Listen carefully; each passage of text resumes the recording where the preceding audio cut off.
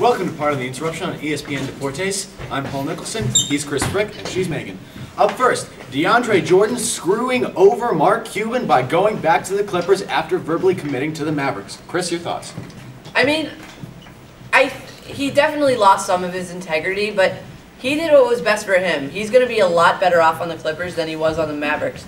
Sure, he won't be the star player that he wants to be, but I mean, he'll have Chris Paul, a fantastic assister, and he'll have Blake Griffin, another great big man, where as opposed to the Mavericks, who had lost Monte Ellis in the offseason, so they wouldn't have had a great point guard, and Dirk Nowitzki's nearing the end of his career.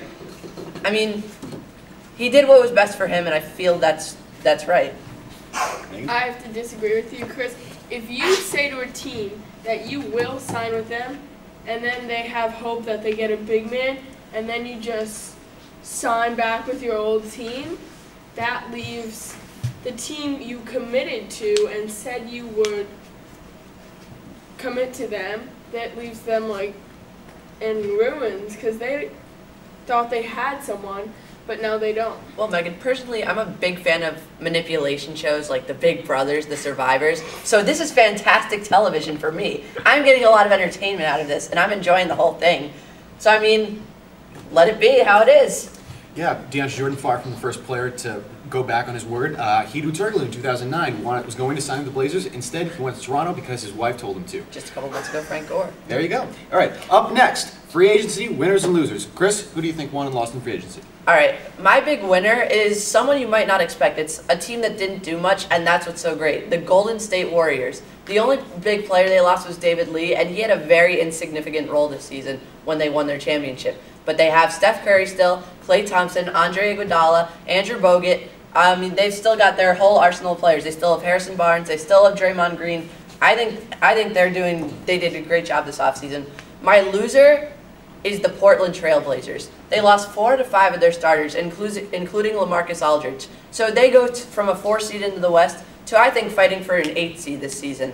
I don't think, if they do make the playoffs, they will not make it out of the first round, and they're a lot worse than they were when they started. Addition by subtraction for the Warriors. Okay, Megan, your thoughts? I think the winners were the Spurs. They signed LaMarcus Aldridge from the Portland Trail Blazers, and they also signed David West from the Indiana Pacers. With Tim Duncan and LaMarcus Aldridge down low and Tony Parker as a guard, I think they're going to do fantastic this season. They probably have a shot at the championships. And my loser would probably have to be the Dallas Mavericks because they thought they were going to get DeAndre Jordan. He left back for the Clippers.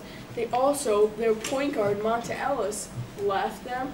And also, they didn't re-sign Tyson Chandler. He went to the Phoenix Suns.